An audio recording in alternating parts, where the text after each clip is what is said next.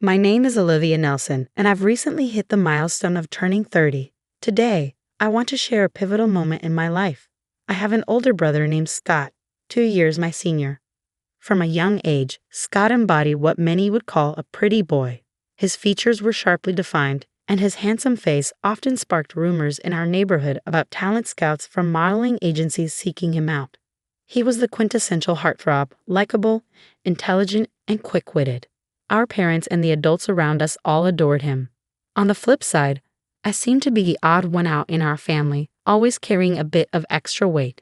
Despite having similar facial features to Scott, being chubby detracted from any charm I might have had. I was reserved, not particularly engaging, and tended to keep to myself, missing out on the accolades showered upon my brother for his intelligence. It didn't take long for people to start labeling us as polar opposites, a contrast that seemed to be echoed by our parents. As we grew, the differences in treatment became increasingly evident. While Scott received praise and attention, I often felt overlooked. Hand-me-downs became my norm, even down to ill-fitting shoes that caused me to stumble more times than I care to remember. The only thing I cherished was a backpack given to me by my grandparents before they passed away, a rare gift just for me. As Scott advanced to a prestigious private middle school, my parents beamed with pride, while I found myself relegated to a public school with minimal expectations placed upon me. Money for my education was deemed too scarce, a stark reminder of where I stood in my parents' eyes. I began to question why I was the only one treated differently, but my inquiries fell on deaf ears. Puberty brought with it a growing awareness of the disparities in our household. My mother's priorities seemed to lie elsewhere, leaving me to tend to chores while she socialized with friends. Even when I sought solace in friendships, my father's retort was always the same. What about the household chores? Scott, bless him, tried to intervene on my behalf, but his efforts fell short against the indifference of our parents. As Scott focused on his high school entrance exams, his presence in our home dwindled, leaving me to navigate the tumultuous waters of adolescence alone. The absence of my parents at parent-teacher meetings became the norm, a stark reminder of where their priorities lay. In 3 years of middle school, they attended just one meeting, a telling sign of the divide within our family. When I was in my first year, my parents attended the parent-teacher meeting, but during my second year, they stopped coming. By the crucial third year, when exams were just around the corner, they still didn't show up. My homeroom teacher expressed concern about possible issues at home, but I dismissed it. Although I recognized that my situation was far from normal, I didn't face physical abuse from my parents. I struggled to articulate the ongoing emotional distress I was experiencing. Admitting that my own parents didn't seem to care for me felt too humiliating. The incidents continued, with one particularly hurtful occurrence on New Year's Eve. At the end of that year, my parents took my brother to my mom's hometown, leaving me behind. Up until then, I had always been included in these trips, but that year they told me, "You're a student preparing for exams, so stay home and study." It felt like just an excuse, as if they simply found me bothersome. Alone on New Year's Eve, I didn't want to ask my friends to hang out, as it would reveal how isolated I was. Instead, I stayed home, keeping my feelings inside. I watched the Grammys, switched to the New Year's Eve specials, and went to bed after shedding a few tears. The next morning, I was startled awake by the insistent ringing of the doorbell. It was too early for my family to be back, so I anxiously checked the doorbell camera. To my surprise, my uncle and aunt from my mom's side stood at the door. I rushed over, my hair a mess from sleep, and asked them what was going on. "Olivia, you need to leave this house," my uncle stated firmly. "We've already spoken with your mother, and we'll handle the paperwork. Don't worry." I was stunned by his abruptness and struggled to process what he was saying. "Wait, what do you mean?" I asked, thrown off by his demeanor. "Olivia, we want you to become our daughter, if you don't mind," my aunt said gently, her eyes filling with tears. "We don't have children of our own, but we've always thought of you as our daughter since the day you were born." At the time, I couldn't grasp the full scope of the situation. My aunt and uncle, who were unable to have children due to illness, had always doted on me whenever they visited. They cared for me deeply and had often criticized the way my parents treated me. While my parents were preoccupied with my older brother, my aunt played with me and my uncle showered me with the latest treats and adorable clothes. My fondest memories were with them, far more than with my parents. My uncle, who had just come from speaking with my parents, began by saying, "Your parents have no intention of letting you go to high school. They plan for you to start working at 16 to help fund Scott's college education. We can't ignore this, Olivia. You have the right to an education and a chance to pursue your own dreams." I was shocked and hurt by the revelation that my parents were willing to sacrifice my future for my brother's benefit. It explained why they hadn't attended any parent-teacher meetings in recent years. They simply weren't invested in my aspirations. As I crumbled under the weight of this news, my aunt and uncle knelt beside me, offering comfort. "We may not be your biological parents, and you might feel uncertain about this, but we will ensure your happiness," they assured me. Tears welled up in my aunt's eyes as she hugged me tightly, both of us overwhelmed with emotion. "Olivia, you have the right to be happy, and we should have come for you sooner. If you're okay with it, we want you to become our daughter," my uncle added, his gaze intense and earnest. As I listened to their heartfelt words, I realized this was the first time I had ever felt truly wanted by adults. Though I was just over 10 years old, I knew what I needed to choose for my own future. I made the decision to officially become their adopted daughter. Fast forward 10 years since they welcomed me into their home, my aunt and uncle have poured boundless love upon me and filled my life with countless joyful experiences. My aunt delighted in selecting clothes for me, treating me to shopping sprees on holidays, while my uncle, who had always longed for father-daughter bonding, saved a bottle of wine from the year I was born for my 21st birthday celebration.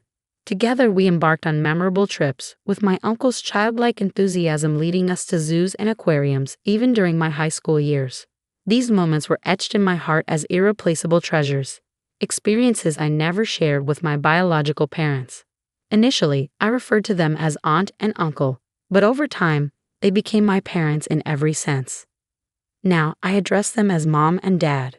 It was through them that I learned of the hurtful remarks my biological parents made when they visited, belittling my appearance and intelligence. Hearing this fueled my aunt and uncle's determination to provide me with the love and support I deserved.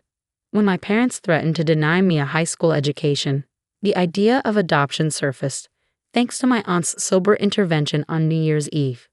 I am forever indebted to my aunt, who rushed to my side that fateful night, and I am determined to repay my wonderful parents for their unwavering love and sacrifice. I endeavored to excel in my studies, setting a goal to build a future that would make my aunt and uncle proud. Despite the challenges I faced during my high school entrance exams, I persevered, driven by the desire to honor their kindness. Entering a prestigious public university was a significant achievement, but it was only the beginning of my journey to repay my parents' love. With dedication and hard work, I obtained a weather forecaster license during my college years and now proudly appear on television as a weather forecaster. Yet even as I pursue my dreams, my ultimate goal remains unchanged: to ensure my parents' comfort and happiness in the years to come. I wanted to make my aunt and uncle proud, so I dedicated myself to dieting and exercising. Now I've earned the nickname the Beautiful Weather Forecaster. Reflecting on my journey, I realized I always shared my brother's good looks and had the potential to be just as attractive. My aunt and uncle have always expressed pride in me, but now I feel I have truly become a daughter they can be genuinely proud of. I have so much gratitude to repay, and I'm determined to keep pushing myself to excel. Just as I was thinking about how much I've achieved, my biological parents suddenly appeared before me. "Olivia, you've grown so much. You've become such a fine young lady," they exclaimed, tears in their eyes as they embraced me. I was leaving the TV station to get into my car when this happened, and I was taken off guard. It had been so long since I'd seen them that I barely recognized them at first. "We were shocked to see you on TV. Scott said it was Olivia. We never expected you to become such a beautiful woman and a weather forecaster." "That's incredible," my father said, patting me on the shoulder as if I were still his daughter.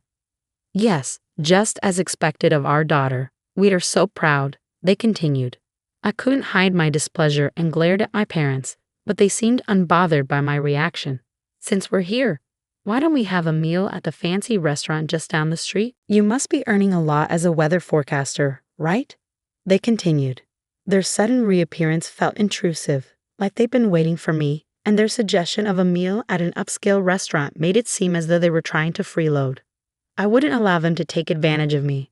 I needed to find a way to drive my parents away to ensure they wouldn't want to intrude on my life again. As I pondered this, a plan began to form in my mind. Mom, Dad, it's great to see you. But I actually have another job today, so I can't go out to eat. Sorry, I lied smoothly. Of course, I didn't have another job lined up, but I did have a plan involving my beloved aunt and uncle. Oh, that's unfortunate, my mom remarked, a slight click of her tongue. Could you maybe share your contact information? I'm organizing a small party for my birthday soon, and I'm inviting people from the TV station. It'll be fancy, with plenty of delicious food. I'd love to invite you. Upon hearing this, my parents' eyes noticeably lit up. Really? Oh, how lucky we are, my dad exclaimed. And there will be actors there too, right? Of course, I replied smoothly, hiding my amusement. There will be actors, and it's going to be quite the event. A month later, as planned, I arranged for a birthday party at a rented venue. While the gathering was small, a good number of people attended, lured by the promise of a glamorous affair. My parents arrived, eager and waving, acting as if they wanted everyone to know they were my parents, an irritating habit of theirs. Dad, Mom, welcome, I greeted them, masking my irritation with a smile. Could you head to the dressing room right away? They'll help you with everything, from your clothes to makeup. Your outfits are lovely, but we also have rental designer clothes available. Enjoy the atmosphere while you're here. At my suggestion, my parents' faces lit up with joy, their excitement palpable. It was clear they couldn't wait to try on the designer clothes.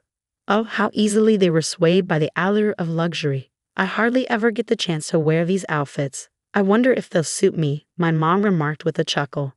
Haha, Mom, you've put on a little weight, my dad teased. Oh, stop it, she scolded. While they exchanged banter, I offered them flattery, saying you both still look young and beautiful, so anything will suit you. It seemed they had been waiting for a compliment, and they both nodded in agreement. In the past, I feared being disliked more than I already was. I couldn't understand my parents' motives, but now it was clear they were quite superficial. They craved high quality and luxurious things, easily swayed by popular trends. Once they had their hair and makeup done, my parents returned to the party venue in high spirits. My mother wore a pale pink mini dress that exposed her shoulders, a style more suited to a younger woman. The sagging skin on her knees revealed her true age. My father chose a bright red suit with a flashy tie adorned with yellow and green geometric patterns. He was the only one in the venue wearing such a flashy outfit, even though there was no formal dress code. The clothes were indeed designer labels, but they were secondhand.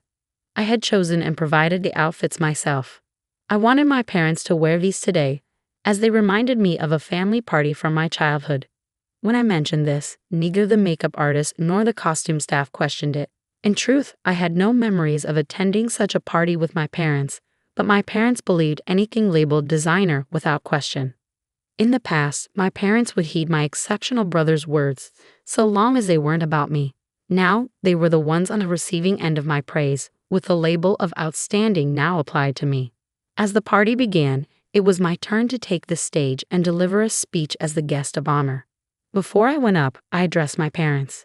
I have a message for both of you in my speech today, so please listen carefully, I said as I held their hands. They looked at me with surprise and asked, "What?" But their expressions remained happy as I ascended the stage. Thank you all for joining me at my birthday celebration today. I'd also like to express my gratitude to everyone who helped organize this event. I began formally. My friends teased me, calling out, "You're so formal. That's not like you." I jokingly replied, "I'm just being myself," before turning to address my parents. "They're here today, right over there," I said, pointing in their direction. The lighting staff spotlighted my parents as I continued. These are the same parents who had the audacity to appear on TV and even set an ambush for me, despite abandoning me during my teenage years. A murmur spread through the crowd at my statement, as I had never discussed my past with anyone other than close friends. "Olivia, how could you say such a thing?" my mother exclaimed, jumping up while my father remained stunned into silence. Since I was old enough to start kindergarten, these two constantly compared me to my high-performing older brother, Scott, and always favored him over me, I explained.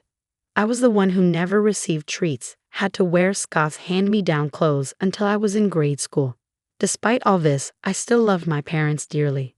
During middle school, They began imposing household chores on me and eventually declared they wouldn't allow me to attend high school. They wouldn't even attend parent-teacher conferences. I continued. That's when my caring uncle and aunt stepped in and decided to adopt me. Speaking about myself in this way feels odd, but it's the truth. My uncle and aunt have repeatedly reassured me with love, telling me that I am not a bad child. Their support helped me build confidence and overcome my shyness, shaping me into the positive person I am today. The contrast between my cheerful demeanor and my difficult past was striking for the audience, causing immediate murmurs of disbelief and outrage.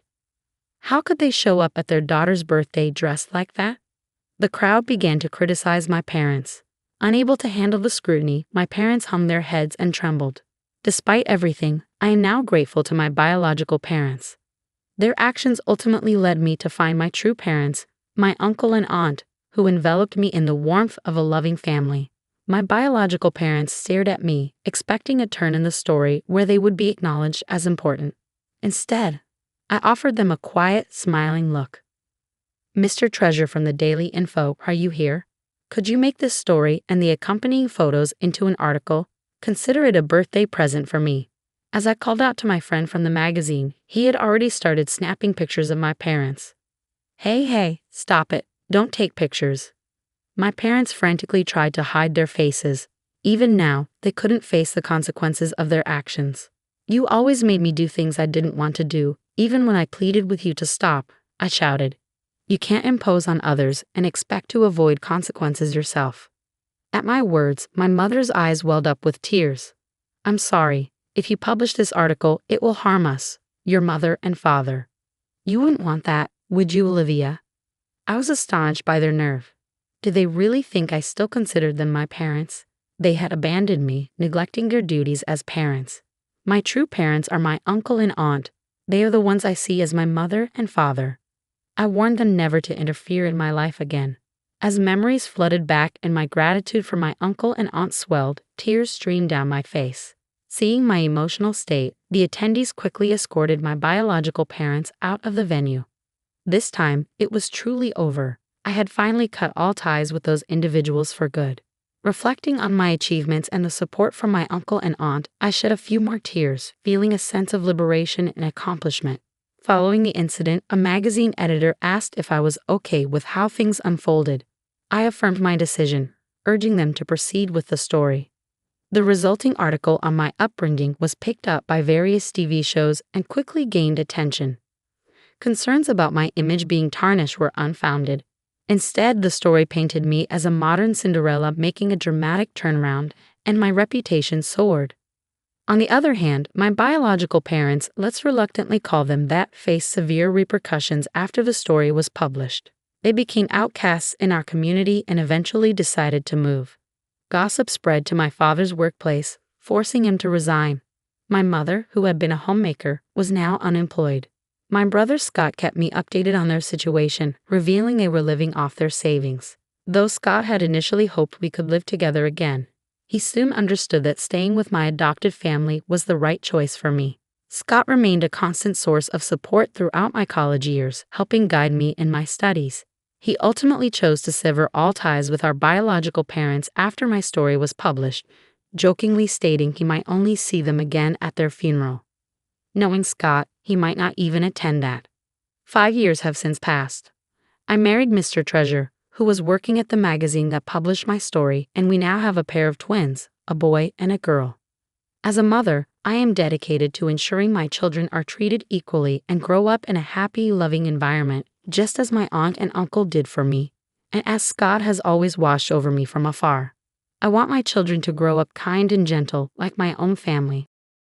Besides raising my children, I am committed to repaying the kindness shown to me by my uncle and aunt. This year, I surprised them with a trip to Oregon for our wedding anniversary, which we enjoyed with my husband and children. My aunt and uncle often tell me, "Olivia, you have your own family now. You don't have to do this." But for me, giving back is a source of joy, not obligation. Seeing their happy faces brings meaning to my life. I tell them not to steal my pleasure as I plan our next surprise, maybe a luxurious hotel stay for the whole family. There is still so much we want to do as a family.